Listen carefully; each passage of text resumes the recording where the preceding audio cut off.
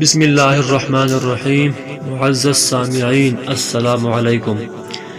ام المؤمنین حضرت خدیجہ رضی اللہ تعالی عنہ۔ عرب کا زیادہ تر حصہ ریگستان ہے، کھیتی باڑی کے لیے موزوں زمین بہت کم ہے، اس لیے ابتدا ہی سے عرب کے لوگ بھیڑ بکریاں پال کر یا تجارت کر کے اپنی روزی کماتے تھے۔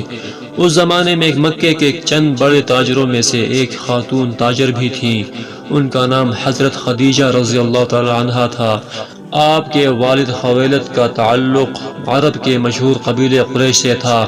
والد کے انتقال کے بعد کاروبار کی دیکھ بھال بھی حضرت خدیجہ رضی اللہ تعالی عنہ خود کرنے لگی تھیں۔ آپ رضی اللہ تعالی عنہ دولت مند ہونے کے ساتھ ساتھ نہایت پرہیزگار اور پاک باز تھیں، اس لیے لوگ آپ رضی اللہ تعالی عنہ کو طاہرہ کے لقب سے پکارتے تھے۔ حضرت خدیجہ رضی اللہ تعالی عنہ نے کام کے لیے کچھ ملازم رکھے ہوئے تھے، وہ ملازم آپ رضی اللہ تعالی عنہ کا مال لے کر شام وغیرہ کی طرف جاتے تھے۔ حضرت خدیجہ رضی اللہ تعالی عنہ کی خواہش تھی کہ انہیں کوئی دیانتدار شخص مل جائے۔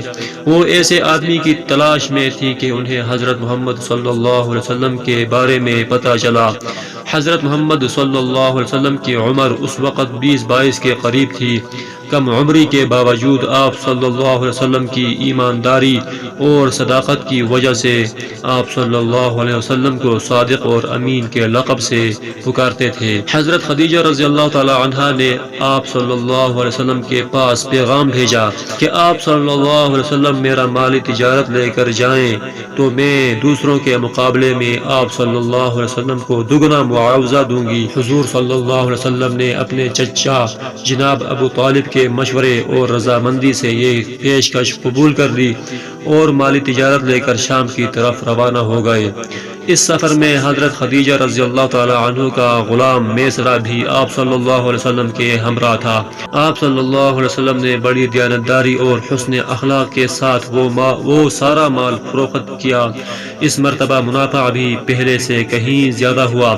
واپسی پر میسرہ نے حضور صلی اللہ علیہ وسلم کے حسن اخلاق اور دیانتداری کے تمام واقعات حضرت خدیجہ رضی اللہ تعالی عنہ کو سنائے۔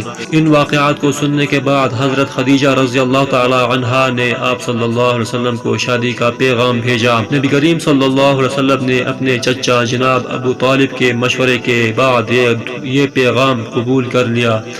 شادی کے وقت نبی کریم صلی اللہ علیہ وسلم کی عمر 25 برس اور حضرت خدیجہ رضی اللہ تعالی عنہ کی عمر 40 برس تھی۔ اس کے باوجود آپ رضی اللہ تعالی عنہ نے زندگی بھر کبھی دولت پر غرور نہیں کیا۔ شادی کے بعد اپنی دولت کے خرچ کا اختیار شوہر نبی کریم صلی اللہ علیہ وسلم کو دے دیا۔ آپ رضی اللہ تعالی عنہ ایک اطاعت شعار، خدمت گزار اور وفادار بیوی تھی۔ حضور نبی کریم صلی اللہ علیہ وسلم کا پورا خیال رکھتی تھی۔ آپ صلی اللہ علیہ وسلم کے سارے کام خود اپنے ہاتھوں سے کرتی تھی۔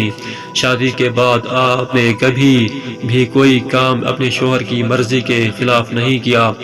آپ رضی اللہ تعالی عنہ بہت اچھی بیوی اور بہت مہربان ماں تھی۔ حضرت خدیجہ رضی اللہ تعالی عنہ نے ہر مشکل وقت میں نہ صرف اپنے شوہر کا ساتھ دیا بلکہ ہمیشہ آپ صلی اللہ علیہ وسلم کی حوصلہ افزائی بھی کی۔ غاری حرا میں پہلی وحی نازل ہونے کے بعد حضور نبی کریم صلی اللہ علیہ وسلم واپس گھر آئے تو آپ صلی اللہ علیہ وسلم کافی فکر مند اور گھبرائے ہوئے تھے۔ جب آپ صلی اللہ علیہ وسلم نے سارا واقعہ حضرت خدیجہ رضی اللہ تعالی عنہ کو سنایا تو انہوں نے آپ صلی اللہ علیہ وسلم کو تسلی دیتے ہوئے فرمایا، آپ صلی اللہ علیہ وسلم فکر مند نہ ہوں، آپ ہمیشہ سچ بولتے ہیں، دوسروں پر رحم کرتے ہیں، امانت دار اور مہمان نواز ہیں، مصیبت میں دوسروں کی مدد کرتے ہیں، اللہ تعالیٰ آپ صلی اللہ علیہ وسلم کو تنہا نہیں چھوڑے گا۔ حضور نبی کریم صلی اللہ علیہ وسلم بھی اعلیٰ صفات کی بنا پر حضرت خدیجہ رضی اللہ تعالی عنہ سے بہت محبت کرتے تھے۔ آپ رضی اللہ تعالی عنہ کا پورا خیال رکھتے تھے۔ حضرت خدیجہ رضی اللہ تعالی عنہ کے انتقال کے بعد نبی کریم صلی اللہ علیہ وسلم اکثر آپ رضی اللہ تعالی عنہ کا ذکر اور تعریف کرتے تھے۔ آپ رضی اللہ تعالی عنہ کی خدمات کو یاد کرتے تھے۔ والسلام۔